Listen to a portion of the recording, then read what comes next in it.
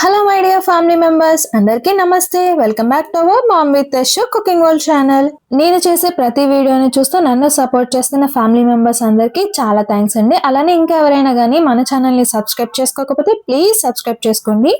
ఈరోజు మన రెసిపీ వచ్చేసి ఇంట్లో కనుక ఇడ్లీ పిండి మిగిలిపోతే వాటితో పునుగులు ఎలా వేయాలనేది ఈ వీడియోలో అయితే చూసేద్దాం.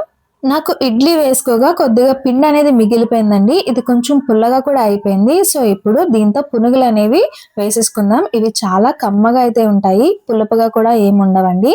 సో ఈ ఇడ్లీ పిండిలోకి మనకి కావాల్సినంత ఎంతైతే పడుతుందో అంతవరకు మైదా పిండిని అయితే యాడ్ చేసుకుంటున్నాను. మీకు మైదా పిండి వద్దు అనుకుంటే గోధుమ పిండి కూడా యాడ్ చేసుకోవచ్చు. దీంట్లోకి మనం వాటర్ అనేది ఏమీ యాడ్ చేయని అవసరం లేదండి. చూసారు కదా, ఈ విధంగా కలుపుకుంటే సరిపోతుంది. సో ఇలా కలుపుకున్న తర్వాత ఒక హాఫ్ అన్ అవర్ పాటు మూత పెట్టేసుకుని అయితే పక్కన పెట్టుకోవాలి.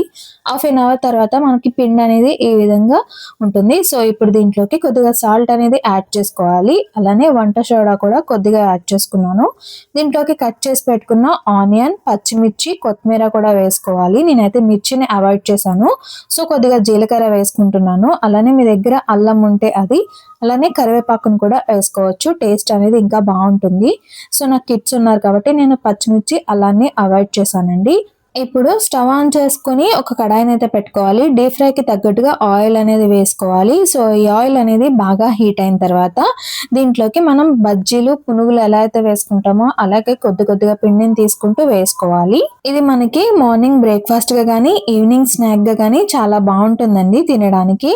సో వీటిని వేస్తున్నంతసేపు హై ఫ్లేమ్ లో, వేసేసిన తర్వాత మీడియం ఫ్లేమ్ లోకి టర్న్ చేసుకుని అయితే కుక్ చేసుకోవాలి. లేదంటే లోపల పిండిలా అయితే ఉండిపోతుందండి. సో చూసారు కదా, మంచి గోల్డెన్ బ్రౌన్ కలర్ లోకి అయితే చేంజ్ అవుతున్నాయి. సో ఇలాంటి టైంలో మనం వీటిని అయితే తీసేసుకోవాలి.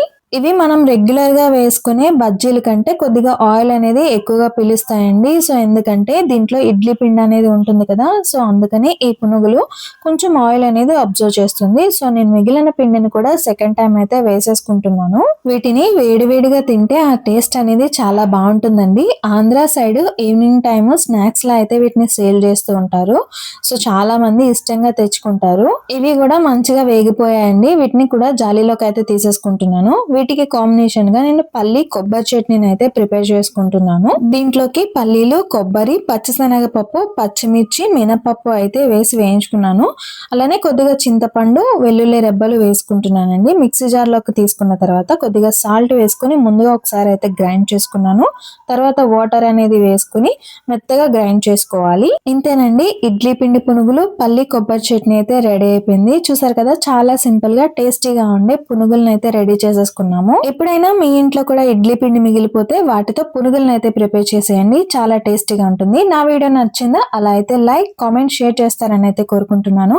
ఇంకా ఎవరైనా మన ఛానల్ ని సబ్స్క్రైబ్ చేసుకోకపోతే ప్లీజ్ సబ్స్క్రైబ్ చేసుకుని సపోర్ట్ చేయండి. Thank you for watching.